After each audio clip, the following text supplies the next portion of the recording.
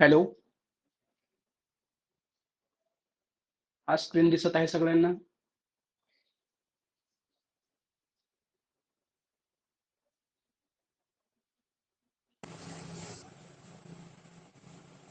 Okay.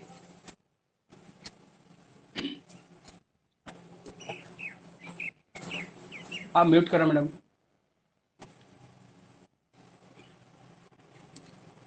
बघा, आपण विज्ञान जनरली सामान्य विज्ञानाचा जो भाग होता तो आपण थोडासा मागे ठेवलेला होता. तर तो आजपासून काही दिवसामध्येच आपण घेणार आहोत. तर याच्यामध्ये आता हे 6वीचं विज्ञान आहे. 6वीचं टेक्स्ट बुक जे आहे त्यातील या नोट्स आहेत. आपल्याला त्या एका टेलिग्राम चॅनलमध्ये मिळालेले आहेत आणि आपण त्याच घेणार आहे कारण त्या टेक्स्ट बुक वरती आधारित आहेत. ठीक आहे. बघा, आता जे पहिलं प्रकरण आहे ते आहे नैसर्गिक संसाधने. अर्थातच हवा, पाणी, जमीन हे काय आहेत? नैसर्गिक संसाधने आहेत. तर त्याचा अभ्यास आपल्याला 6वीच्या पहिल्या प्रकरणामध्ये करायचा आहे. आवाज येत आहे सगळ्यांना? स्क्रीन दिसत आहे?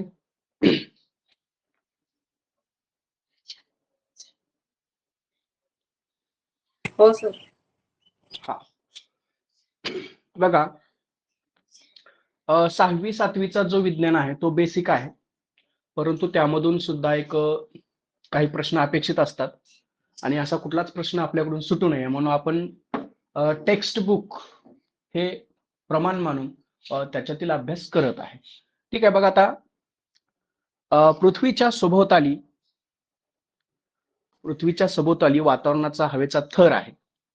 तर पृथ्वीचा पृष्ठभाग पाणी, जमीन म्हणजे जलावरण व शिलावरणाने बनलेला आहे. जलावरण आणि शिलावरणाने तो बनलेला आहे. यापैकी जलावरणाचा भाग शिलावरणाच्या तुलनेत जास्त आहे. हे जनरल माहितीच आहे. आता इथून पुढे आपल्याला प्रश्न येण्यास सुरुवात होते. बघा, वातावरणाचे 5 थर आहेत टोटल. किती थर आहेत? 5 थर आहेत. तर बघा, सुरुवातीला आपण हवा या घटकाविषयी माहिती बघूया. तर पृथ्वी सभोवताली असणाऱ्या वातावरणातील हवेमध्ये नायट्रोजन, ऑक्सिजन, कार्बन डायऑक्साईड, 6 निष्क्रिय वायू, नायट्रोजन डायऑक्साईड, सल्फर डायऑक्साईड, पाण्याची वाफ आणि धुलीकरण या सर्वांचा समावेश होतो. बघा, आता टेक्निकल क्वेश्चन येऊ शकतो तुम्हाला 1 मार्कासाठी की तपांबरामध्ये हवेतील एकूण वायूंच्या सुमारे 80% वायू असतात. कुठं असतात? तपांबरामध्ये. तर स्थितांबरामध्ये हे प्रमाण सुमारे 19% असते. पुढे दलांबर व अयनांबरामध्ये वायूंचे प्रमाण कमी होत जाते. बाह्यांबर व त्यापलीकडील वायू आढळत नाहीत. एक गोष्ट आपल्याला इथं समजते, एक तपांबर, दुसरा स्थितांबर, तिसरा दलांबर, चौथा अयनांबर आणि 5वा बाह्यांबर आणि त्याचा सिक्वेन्स हे लक्षात घ्या.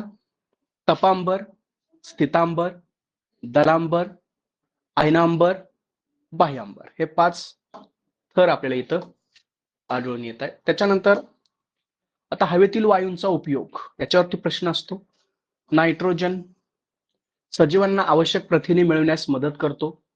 अमोनिया निर्मितीमध्ये तसेच खाद्यपदार्थ हवा बंद ठेवण्यासाठी नायट्रोजन उपयोगी असतो. एक प्रश्न असू शकतो. ऑक्सिजन प्रश्न काही येण्याची शक्यता नाहीये. सजीवांच्या श्वसनासाठी, ज्वलनासाठी उपयोगी आहे. कार्बन डायऑक्साईड वनस्पती अन्न तयार करण्यासाठी. अग्निशामक नळकांड्यांमध्ये. अर्गॉन कशासाठी आहे? विजेच्या बल्बमध्ये.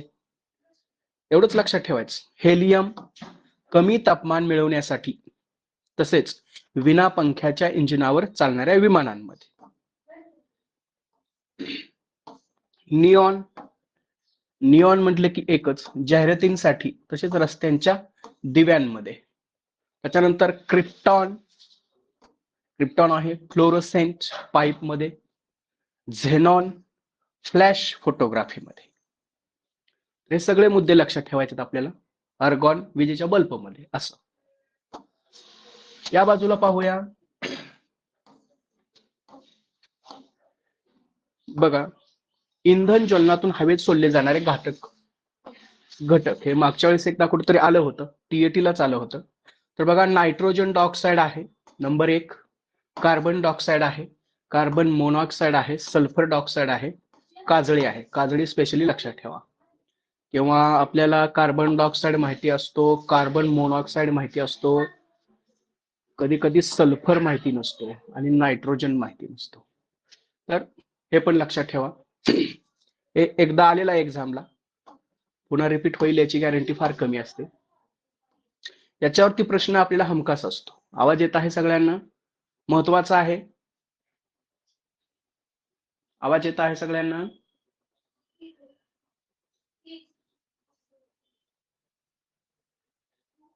ठीक आहे. बघा, तर ओझोनचा थर याच्यावरती प्रश्न आपल्याला अपेक्षित असतो. अतिशय महत्वाचा पॉइंट हा. वातावरणाच्या स्थितांबर या थराच्या खालच्या भागात ओझोन अर्थात O2 वायूचा थर आढळतो. ओझोन वायूच्या सजीवांना जगण्यासाठी प्रत्यक्ष उपयोग नसला तरी खूप उंचीवर पृथ्वी भोवती ओझोनचा थर असणे सजीवांसाठी महत्वाचे. आपल्याला माहिती आहे की ते काय करतं, तर सूर्यापासून येणारी अतिनील किरणे सजीवांसाठी हानिकारक असतात. ही किरणे ओझोन वायू शोषून घेतो, त्यामुळे पृथ्वीवरील सजीवांचे रक्षण होते. त्याच्यानंतर वातानुकूलित यंत्रे, रेफ्रिजरेटर्स यामध्ये हवा थंड करण्यासाठी वापरले जाणारे क्लोरोफ्लोरोकार्बन्स तसेच कार्बन टेट्राक्लोराइड हे रासायनिक वायू आहेत. रासायनिक वायू हवेत मिसळल्यास ओझोनच्या थराचा नाश होत असतो आणि त्यामुळे त्याला छिद्र पडायला लागलेलं आहे. आपण माहिती असणारी गोष्ट आहे. त्याच्यानंतर बघा, ओझोनचे महत्व सर्वांच्या लक्षात यावे यासाठी 16 सप्टेंबर हा दिवस जगभर ओझोन संरक्षण दिन म्हणून साजरा केला जातो. भारतीय उपखंडाच्या हवामान अभ्यास करण्यासाठी भारतीय हवामानशास्त्र संस्था 1875 मध्ये स्थापन करण्यात आलेली आहे. ही संस्था काय करते, हवामानाचे निरीक्षण करून हवामान विषयक अंदाज वर्तवण्याचे मुख्य काम करते. याशिवाय हवामान बदलाविषयीचे संशोधन, पर्जन्याचे अंदाज, जागतिक तापमान वाढीबाबतचे निरीक्षण इत्यादी कामे सुद्धा या संस्थेमार्फत केली जातात. हे झालं आपलं पहिलं प्रकरण सांगितलं. त्याच्यानंतरचं दुसरं प्रकरण आहे सजीव सृष्टी. याच्यामध्ये प्रजनन आणि पुनरुत्पादन. बघा, सजीव स्वतःसारखा दुसरा जीव निर्माण करतात. काही सजीव पिलांना जन्म देतात तर काही अंडी घालतात, त्यातून पिलांचा जन्म होतो. वनस्पतीच्या बिया, खोडे, पाने यापासून वनस्पतींची नवीन रोपे तयार होतात. प्रजनन हे सजीवांचे लक्षण आहे. सजीवांच्या स्वतःसारख्या दुसरा जीव निर्माण करण्याच्या क्रियेला प्रजनन म्हणतात. आयुर्मान. बघा, आता आयुर्मानावरती क्वेश्चन येणे शक्यता असते. जीवनकालाच्या ठराविक टप्प्यावर सजीव प्रजननक्षम होतात. काही काळानंतर पुढे त्यांचे अवयव क्षीण होतात आणि कालांतराने त्यांचा जीवनकाल संपतो, म्हणजेच मृत्यू होतो. आता इथं बघा, विविध प्राणी आणि वनस्पतींचे आयुर्मान म्हणजे जीवनकाल वेगवेगळे आहेत. उदाहरणार्थ, कुत्रा या प्राण्याचे आयुर्मान साधारणपणे 12 ते 18 वर्ष असते, तर शहामृग हा पक्षी सुमारे 50 वर्ष जगतो.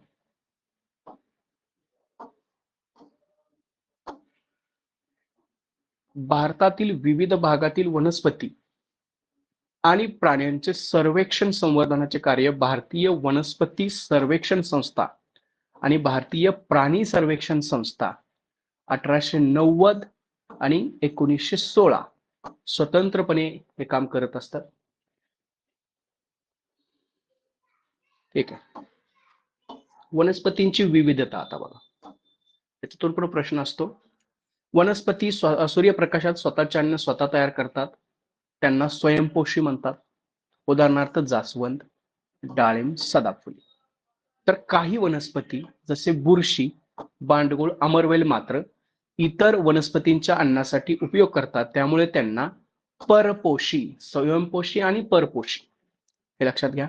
घटपर्णी सारखी वनस्पती तर अतिशय महत्वाचं कीटक भक्षी आहे, अपवाद आहे, लक्षात ठेवायचं. घटपर्णी, ड्रॉसेरा तुला माहित आहे. त्याच्यानंतर कॅरोलस लिनियस या शास्त्रज्ञाने प्रथम वनस्पतींचे वर्गीकरण केले. सुरुवातीस त्यांनी केलेल्या वर्गीकरणाची पद्धत सर्वत्र वापरली जाते.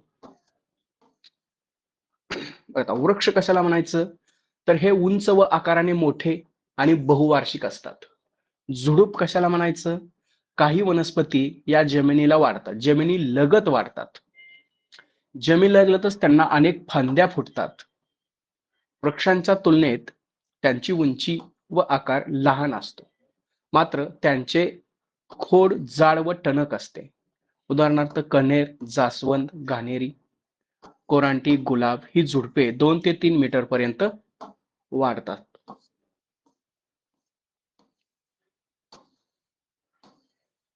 रोपटे बघा, आता पुढे आहे रोपटे. याच्यावर पण प्रश्न येतो. मला वाटतं याच्यावर प्रश्न आला होता. रोपटे सुमारे 1 ते 1.5 मीटर पर्यंत उंच वाढतात. रोपट्यांची खोडे ही वृक्ष व झुडपांच्या तुलनेत अतिशय लवचिक व हिरवी असतात. रोपटी काही महिने ते 2 वर्ष जगतात. उदाहरणार्थ सूर्यफूल, ज्वारी यासारख्या वनस्पतीचे जीवनक्रम एकाच वर्षात पूर्ण होते, त्यांना वार्षिक वनस्पती म्हणतात. गाजर, बीट यासारख्या वनस्पतींचा जीवनकाल पूर्ण होण्यास 2 वर्ष लागतात, द्विवार्षिक म्हणतात. तर बघा पुढे जास्वंद, कण्हेर ही झुडपे तर आंबा, गुलमोहर असे वृक्ष अनेक वर्ष जगतात, त्यांना अनेक वर्ष फुले फळे येतात. जीवनक्रम कालावधीनुसार वनस्पतींचे वार्षिक, द्विवार्षिक व बहुवार्षिक असे प्रकार पडतात. ज्या वनस्पतींना फुले येतात त्यांना सपुष्प म्हणतात, माहिती आहे. तर ज्या वनस्पतींना कधीच फुले येत नाहीत त्याला अपुष्प म्हणतात. अपुष्प वनस्पतींना मूळ, खोड, पाने असे अवयव असतातच असे नाही.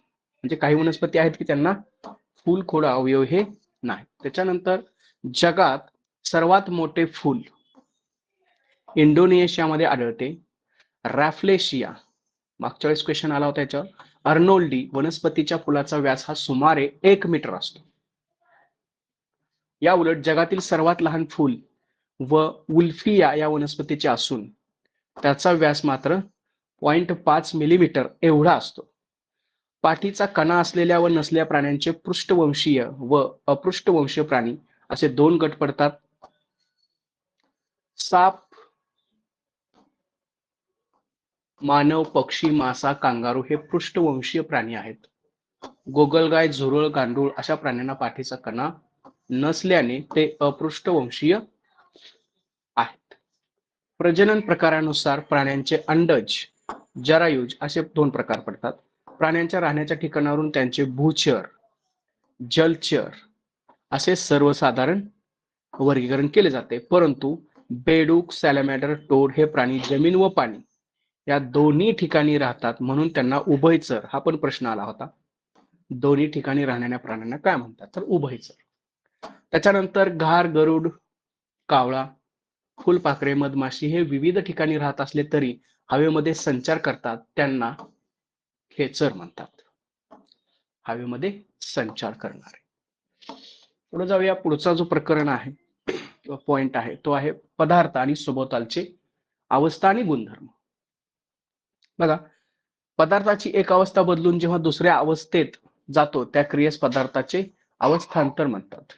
पदार्थास उष्णता दिली किंवा त्यातील उष्णता काढून घेतल्याने पदार्थाचे अवस्थांतर होते. आपल्या सभोवतालच्या प्रत्येक पदार्थ हा स्नायू म्हणजे स्थायू, द्रव, वायू यापैकी कोणत्या ना कोणत्या अवस्थेत आढळतो. तर 19व्या शतकात विलार्ड गिब्स या शास्त्रज्ञाने पदार्थाची वैशिष्ट्ये ही त्याच्या अवस्थांवर आणि कणांच्या संरचनेवर अवलंबून असतात हे दाखवून दिलेलं आहे. बघा, अवस्थांतर मधील बदल थोडक्यात लक्षात घ्या. काय दिलेलं आहे बघा. एक आहेत स्थायू, उष्णता दिली द्रव होतील, उष्णता दिली वायू होतील, वायूला थंड केले द्रव होतील, द्रवाला थंड केले स्थायू होतील. बघा, काही उदाहरणे आहेत तिथं. उकळते पाणी आपल्याला माहित आहे 100 डिग्री सेल्सिअस, गोठणारे प्राणी 0 डिग्री सेल्सिअस, हवा हिवाळ्यात -15 बिलो 15 असते, कधी कधी 35 पेक्षा जास्त असते उन्हाळ्यामध्ये. त्याच्यानंतर फ्रीजमधील तापमान हे 5 पेक्षा कमी असते. फ्रीजमधील तापमान -18 सुद्धा असू शकतं. त्याच्यानंतर शरीराचे तापमान एक कॉमन क्वेश्चन असतो, सगळ्यांनाच माहित आहे, 37 डिग्री सेल्सिअस. त्याच्यानंतर पुढचा जो पॉइंट आहे तो आहे उत्कलन.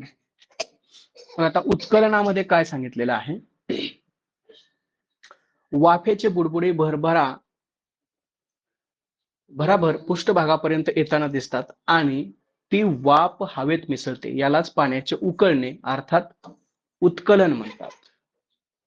शुद्ध पाण्याचे समुद्र सपाटीला उत्कलन 100 डिग्री सेल्सिअसला होते. हा पाण्याचा काय आहे, उत्कलांक आहे. पाण्याची वाफ थंड झाली तर एक तापमानाला वाफेचे पुन्हा पाणी होते, या क्रियेला संघनन म्हणतात. आपल्याला माहिती आहे संघनन, कंडेन्सेशन. वाफेचे संघनन ही 100 डिग्री सेल्सिअसलाच होते, म्हणजे पाण्याचा उत्कलांक व संघनन बिंदू हा एकच आहे. महत्वाचा आहे. पुढे बघूया गोठण. गोठणांक. फ्रीजमध्ये किंवा बर्फावर ठेवलेले पाणी थंड होत जाते, म्हणजे त्याचे तापमान कमी कमी होते. एका ठराविक तापमानावर पाणी आणखी थंड न होता त्याचा बर्फ बनू लागतो, म्हणजेच ते गोठू लागते. त्या तापमानावर हे घडते, त्या पाण्याचा गोठण बिंदू किंवा गोठणांक म्हणतात. पदार्थाचे तापमान 0 डिग्री सेल्सिअसहून कमी होऊ शकते. उदाहरणार्थ फ्रीजच्या फ्रीजर मधील हवेचे तापमान सुमारे -18 डिग्री सेल्सिअस असते. 0 डिग्री सेल्सिअस पेक्षा कमी तापमान असल्यास ते उणे अंश सेल्सिअस मध्ये सांगतात. बघा आता उत्कलन आहे, विलयन आहे.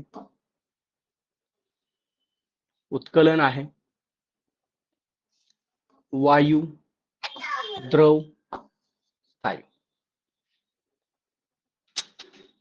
तर याच्यामध्ये सुद्धा संघनन. आपल्याला याच्यातील तर 2 गोष्टी लक्षात ठेवायच्या आहेत. ते म्हणजे द्रवाला जर आपण हीट केलं तर काय होणार आहे, त्याचं उत्कलन होणार आहे, वायूमध्ये त्याचं रूपांतर होणार आहे. तर त्याला आपण विलयन केलं तर त्याचं सुद्धा पुन्हा वायू होणार आहे. किंवा संघनन आहे, गोठण किंवा गोठणांक आहे. आता पदार्थातील उष्णता कमी होत असताना हे सगळे बदल होत असतात, जसं इथं दिलेलं आहे या बाणानुसार. त्याच्या पुढे बघा, बर्फाला उष्णता मिळाली की तो वितळू लागतो, म्हणजे त्याचे पुन्हा पुन्हा द्रवात रूपांतर होते, यालाच विलयन म्हणतात. बर्फाचे विलयन ही 0 डिग्री सेल्सिअसला होते, म्हणजे पाण्याचा गोठण बिंदू व विलय बिंदू सुद्धा काय आहे, एकच आहे. पदार्थ किंवा प्रत्येक पदार्थाचा विशिष्ट उत्कलन बिंदू असतो, तोच त्याचा संगणन बिंदूही असतो. प्रत्येक पदार्थाचा विशिष्ट गोठण बिंदू असतो, तोच त्याचा विलय बिंदूही असतो. स्थायू रूप पदार्थाचे द्रव न होता थेट वायू अवस्थेत रूपांतर होणे, या अवस्थानाला आपण काय म्हणतो, संप्लवन म्हणतो.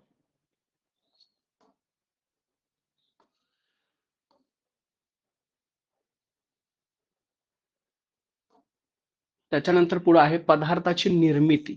रबर हे नैसर्गिक व कृत्रिम अशा 2 प्रकारचे असतात. नैसर्गिक रबर हे रबराच्या झाडाच्या चिकापासून मिळते. या चिकाला लॅटेक्स असे म्हणतात. रबराला विशिष्ट गंध व पांढरा रंग असतो. वल्कलायझेशन प्रक्रिया या पद्धतीमध्ये रबर गंधकाबरोबर 3-4 तास तापवले जाते. रबराला कठीणपणा आणण्यासाठी त्यामध्ये गंधक मिसळावे लागते.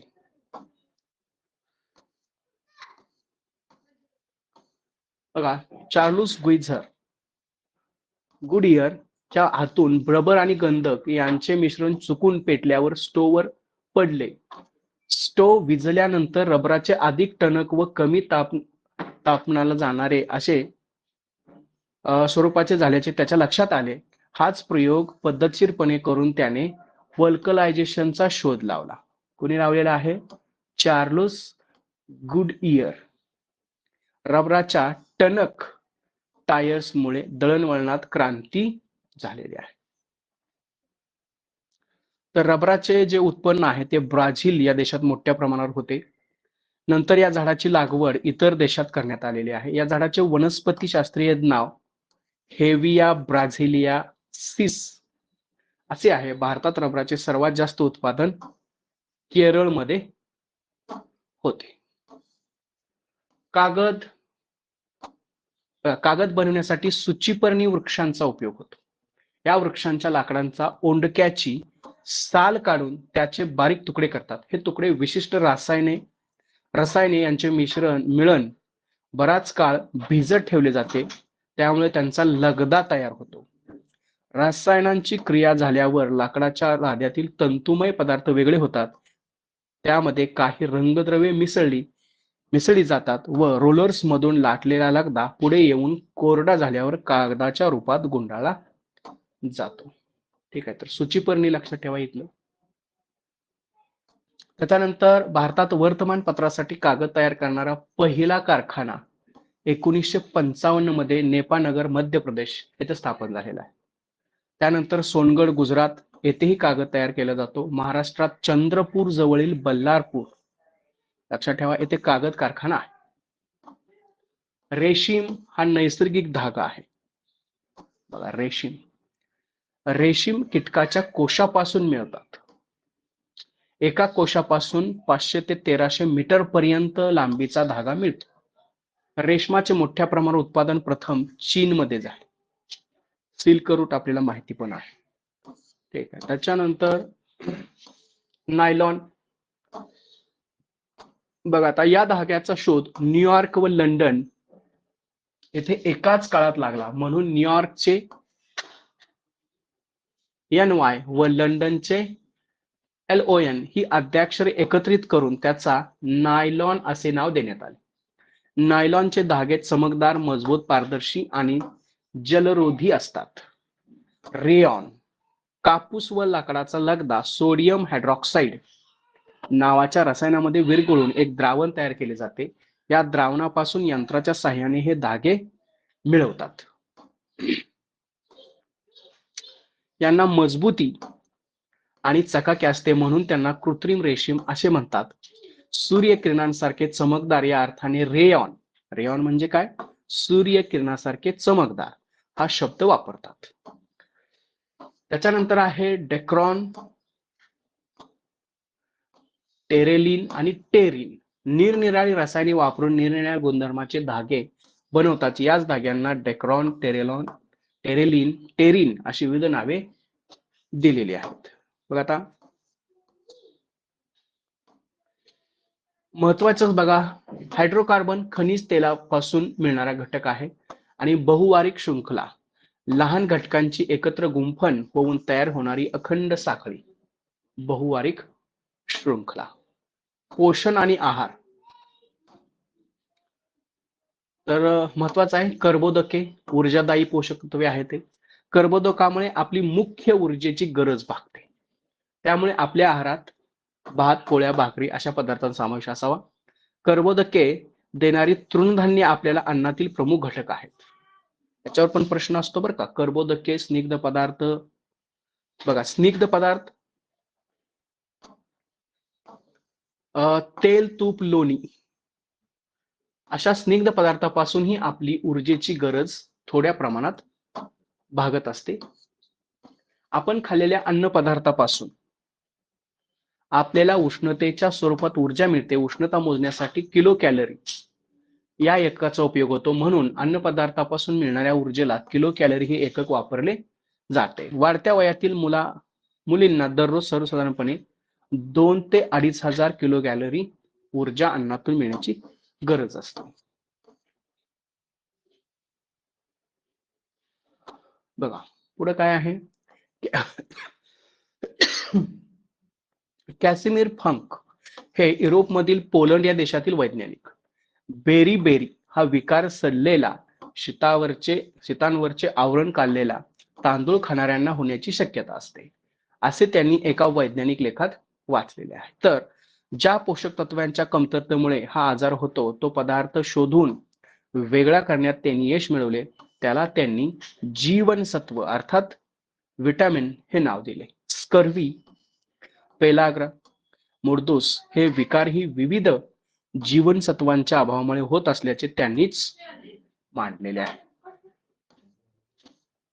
आता प्रोबायोटिक, दुधाचे दही करणारे लाभदायक सूक्ष्मजीव दह्यात ताकात असतात, तुम्हाला माहिती आहे. अशा लाभदायक सजीवांनाच काय म्हणतात?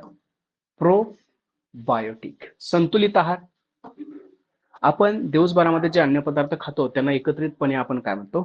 आहार म्हणतो. सर्व पोषण तत्वांचा पुरेशा प्रमाणात समावेश करणाऱ्या आहाराला संतुलित आहार असं आपण म्हणतो. मग आता अन्नपदार्थातील भेसळ याच्यावर पण प्रश्न असतो. तर एका बाजूला आहे अन्नपदार्थ, दुसऱ्या बाजूला आहे भेसळ. दुधामध्ये कशा कशाची भेसळ करू शकतात? पाणी, युरिया, स्टार्च, लाल तिखट, विटेची पूड म्हणजे विटा, मातीची विट, लाल भोपळ्याची भुकटी, काळी मिरीमध्ये पपईच्या बिया, आईस्क्रीम मध्ये धुण्याचा सोडा, कागदाचा लगदा, तांदूळ बारीक पांढरे खडे, शेंगदाण्यामध्ये काय आहे? लालसर गारगोट्या किंवा खडे. एखादा इथून पण प्रश्न येऊ शकतो. अक्षीय सांगाडा, पुढचं प्रकरण आहे अक्षीय सांगाडा. तर कवटी, डोक्याची व चेहऱ्याची हाडे मिळून कवटी बनते. यातील हाडे आकाराने सपाट व मजबूत असतात. डोक्याची 8 आणि चेहऱ्यामध्ये 14 अशी एकूण 22 हाडे कवटीमध्ये असतात. कवटीमध्ये किती हाडे असतात? 22. पैकी डोक्यात असतात 8 आणि चेहऱ्यामध्ये 14. कवटीमधील खालचा जबडा सोडून इतर हाडांची हालचाल होत नाही. त्याच्यानंतर छातीचा पिंजरा. छातीमधील पिंजऱ्याची रचना असणाऱ्या भागाला छातीचा पिंजरा असे म्हणतात. छातीला एक उभे चपटे हाड असते, त्याला उरोस्थी म्हणतात. त्याला आडव्या चपट्या बरगड्यांच्या 12 जोड्या असतात, जोडलेले असतात. या 25 हाडांचा मिळून छातीचा पिंजरा होतो. म्हणजे छातीमध्ये किती हाडे आहेत? टोटल 25. आणि तो मागून पाठीच्या कण्याला जोडलेला असतो. त्याच्यानंतर आहे पाठीचा कणा. फुलपाखरांसारख्या आकाराची हाडे एकमेकांशी उभी सरळ जोडून पाठीचा कणा तयार होतो. पाठीच्या कण्यात एकूण 33 हाडे असतात. त्यातील प्रत्येकाला मणका म्हणतात. ती सर्व हाडे लवचिक असून एकावर एक अशी रचलेली असतात. पाठीचा कणा मेंदूतून निघणाऱ्या चेतारज्जूचे संरक्षण करतो. आपल्या 2 कानांमध्ये 3 हाडे असतात. 3 हाडे असतात कानामध्ये. त्यापैकी कडी म्हणजे स्टरअप हे कानातील हाड आपल्या शरीरातील सर्वात लहान हाड असते. ते तांदळाच्या दाण्या एवढे किंवा पोकळ असते. त्याचा आकार कडीसारखा असतो. मानवी शरीरातील सर्वात लांब आणि मजबूत हाड मांड्यांमध्ये असते. त्याला उर्विका म्हणतात मराठी. त्याच्यानंतर आहे सांधा. ज्या ठिकाणी 2 किंवा 2 पेक्षा जास्त हाडे जोडलेली असतात त्या जोडणीला सांधा म्हणतात. सांधे 2 प्रकारचे असतात. एक चल सांधा, हाडांची हालचाल होते, हात पाय यातील हाडे.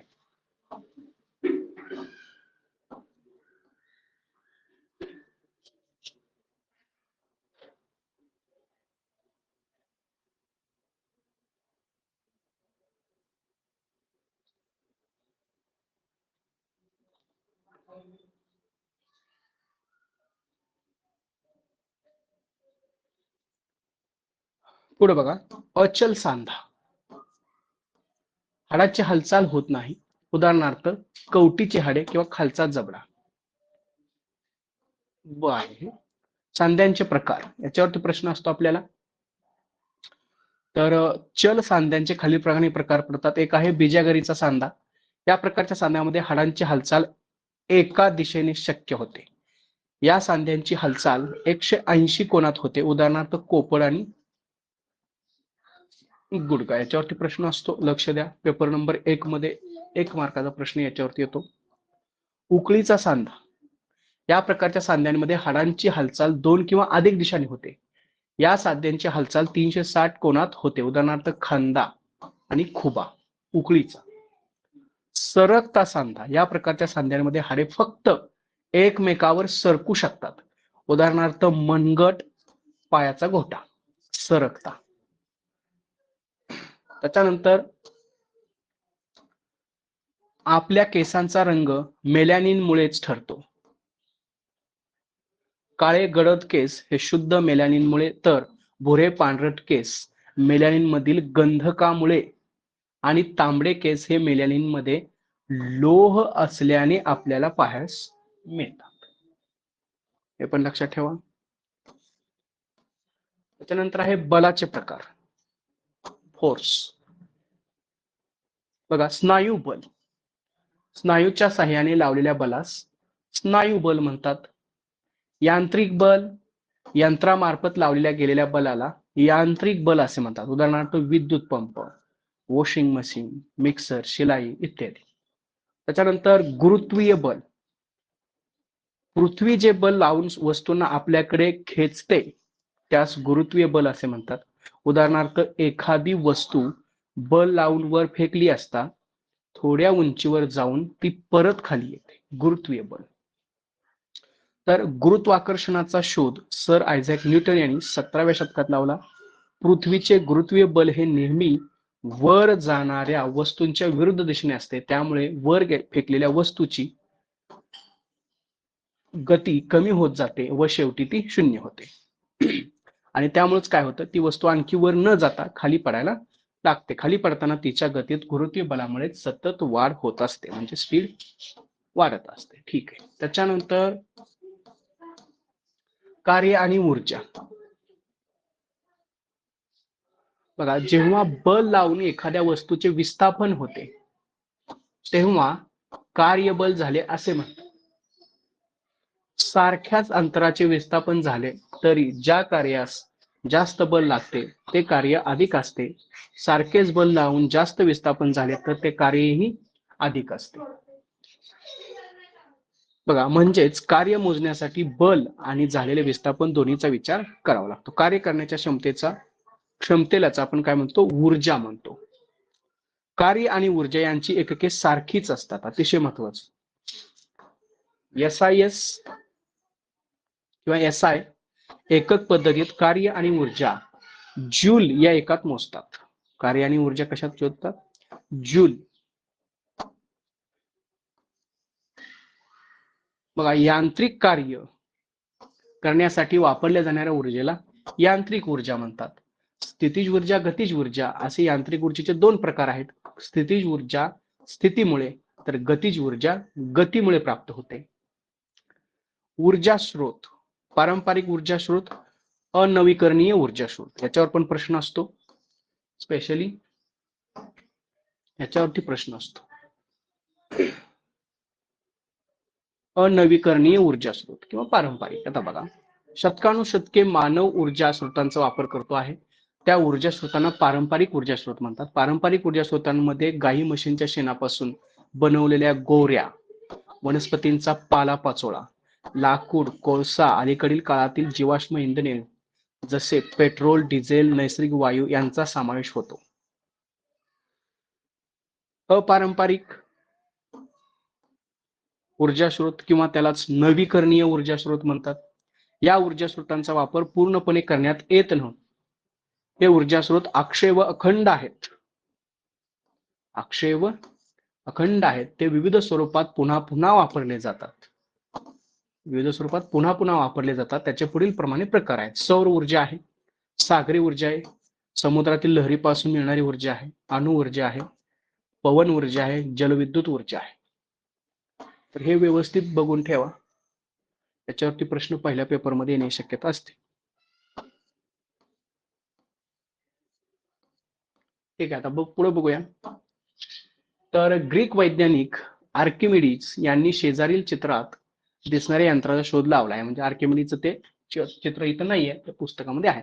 हे यंत्र आर्किमिडीज स्क्रू असे ओळखले जाते. मोठ्या जहाजाच्या आतून पाणी काढण्यासाठी त्यांनी आतून दांडा बसवलेल्या एका गोलाकार नळीचा वापर केलेला आहे. ती नळी 45 डिग्री कोनात पाण्यात ठेवून दांडा सपाट पृष्ठभागावर येईल असा ठेवलेला आहे. ठीक आहे. ध्वनी, याच्यावरती प्रश्न असतो आपल्याला पहिल्या पेपरमध्ये आणि दुसऱ्या पेपरमध्ये, दोनावरती पण असतो. तर ध्वनी निर्माण होण्यासाठी एका वस्तूचे कंपन होणे गरजेचे असते. आणि जोपर्यंत कंपन होत असते तोपर्यंत आपल्याला ध्वनी ऐकू येतो. कंपन थांबले की ध्वनी सुद्धा बंद होतो. ज्या वस्तूमुळे ध्वनी निर्माण होतो तिला ध्वनी स्रोत म्हणतात. ध्वनीशास्त्र. ध्वनी, नाद, आवाजाची निर्मिती, प्रसारण आणि त्याचे परिणाम याबद्दलचे विज्ञान म्हणजे ध्वनीशास्त्र. ध्वनीची तीव्रता आपण डीबी अर्थात डेसिबल मध्ये मोजतो. आपल्या घशातील स्वर यंत्रामध्ये असणाऱ्या ध्वनी तंतूच्या कंपनामुळे ध्वनी निर्माण होतो. स्वर यंत्रातून निघणाऱ्या ध्वनींचा दर्जा ध्वनी तंतूंच्या ताठरपणावरती अवलंबून असतो. ध्वनी लहरींचे प्रसारण वेगळ्या माध्यमातून वेगळे होते. याच्यावर पण प्रश्न आला. ध्वनी प्रसारण वायूपेक्षा द्रवातून तर द्रवापेक्षा स्थायीतून अधिक वेगाने होते. एवढे लक्षात ठेवा. वायूपेक्षा द्रवातून आणि द्रवापेक्षा स्थायीतून अधिक वेगाने होते. बघा आता सपाट आरशातील प्रतिमा, याच्यावर पण प्रश्न असतो. आरशातील प्रतिमेमध्ये मूळ वस्तूच्या डाव्या व उजव्या बाजूंची अदलाबदल झालेली दिसते.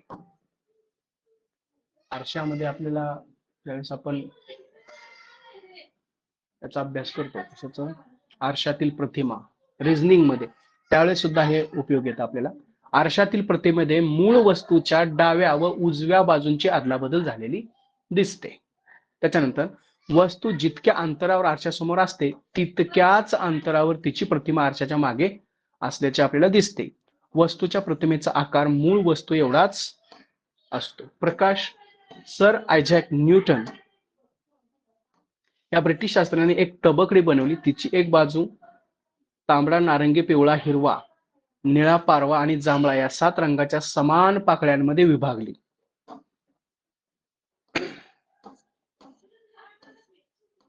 ती तबकडी स्टँड वरती बसवली व जोरात फिरवली. त्यावेळी 7 रंग न दिसता एकच पांढरा रंग दिसला. म्हणजे 7 रंगांचे मिळून एकच पांढरा रंग तयार होतो.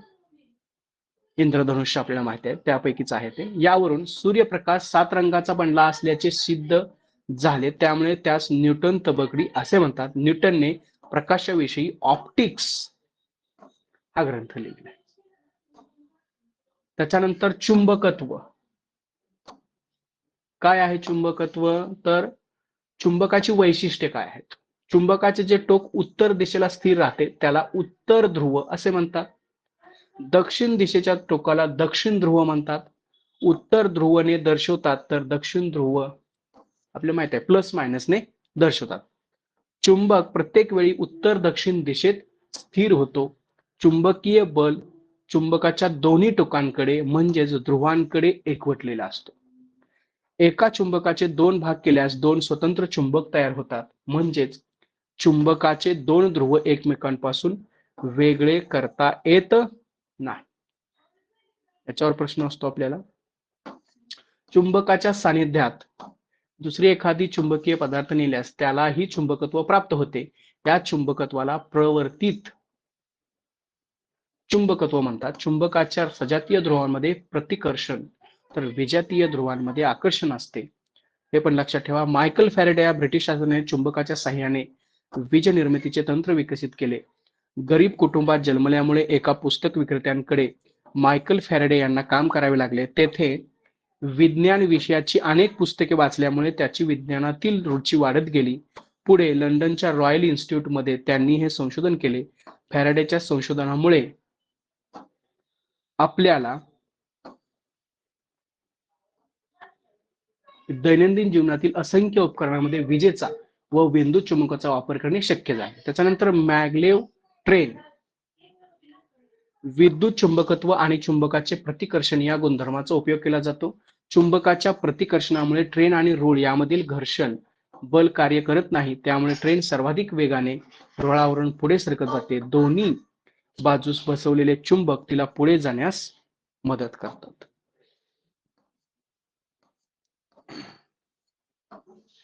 ठीक आहे. तर हे जे 6वीचं आहे ते एवढंच आहे. 7-8 पेजेसचं आहे. थोडक्यात तुम्हाला या नोट्स मध्ये ते 6वीचं पूर्ण पुस्तक बसवून दिलेलं आहे. चांगला अभ्यास करा याचा. त्याच्यातून प्रश्न येणारच आहे. पहिल्या पेपरमध्ये तर जास्त येतील, दुसऱ्या पेपरमध्ये सुद्धा काही प्रश्न यातून अपेक्षित असतात. थोड्याच वेळात आपण काय करूया, 7वीचं सुद्धा असंच विज्ञान एक साधारणतः 10 मिनिटामध्ये, 10 ते 15 मिनिटामध्ये 7वीचं पण विज्ञान आपण पाहणार आहोत. ठीक आहे, कुणाला काय विचारायचं आहे याच्यामध्ये? हॅलो. No sir. ठीक आहे, लगेच 10-15 मिनिटामध्ये आपण 7वीचं सुद्धा विज्ञान या पद्धतीने सर पाहू. सर बोला. ओझोनचा केमिकल फॉर्म्युला काय आहे हो? ओझोनचा केमिकल फॉर्म्युला त्याचं रेणूसूत्र O2 आहे ना, रासायनिक नाव. O2 आज सर त्या नोट्स मध्ये O2 आहे, पण ऍक्च्युली O3 आहे त्याचं. असं आहे का? हा, हा ओझोन ते म्हणजे बरोबर. मिस्टेक झाले. हा O2 हा, ऑक्सिजन तिथं आहे बरोबर आहे. आणि हा O3 हा, बरोबर आहे, बरोबर. O3 आहे. मिस्टेक झाली. हा ठीक आहे. बरोबर आहे, बरोबर आहे. हा, असं काय असेल तर सांगत चला बरं का, तिथल्या तिथंच सांगायचं हो मॅडम म्हणजे असं काय असेल तर. त्याच्यामध्ये मिस्टेक आहे म्हणून मी सांगितलं होतं सर. बरोबर आहे, बरोबर आहे मॅडम, अगदी बरोबर आहे. असं काय थँक्यू. तुम्हाला तिथं वेगळं काय सांगायचं असेल तर सांगत चला, तिथल्या तिथंच मी तुम्हाला सांगता येईल तिथल्या तिथं. ओके. हो सर. हा, ठीक आहे, 10-15 मिनिटांना अजून आपण 7वीचं विज्ञान पाहू.